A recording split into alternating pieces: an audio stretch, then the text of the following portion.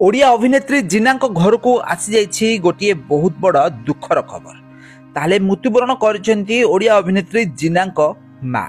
हृदरोग रे पीड़ित होई गोटे हॉस्पिटल रे भर्ती होइथिले जीना माँ आउ सेठारे जीवन सहित संग्राम करी दीर्घ दिन पर्यंत हॉस्पिटल रही शेष रे मृत्युवरण करथिले जीना माँ। ताहले तांको माँ को सेवा शुश्रूषा और जत्न करुथिबार नजर आस्थिले जीना और तांको भाई।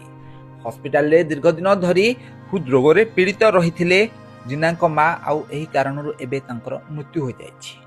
तो जीना तांको माँ को बेस अधिक भल पाउथिले। माँ को सहित से बहुत सारा समय बितुथिबार नजर आस्थिले। हीरोइन हेबा पछरे भी मध्य तांको माँ को हाथ रहिछि बोली इंटरव्यू रे कहि सारिछंती जीना सामल।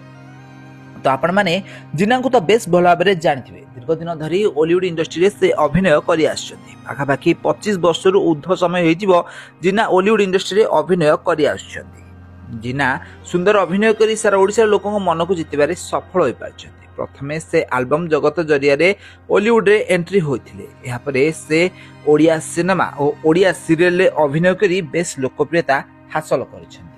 ताले जीना 4-5 वर्ष हेबा विवाह बंधन बांधी होइछंती। जीना रुद्रं को बाहा होइछंती।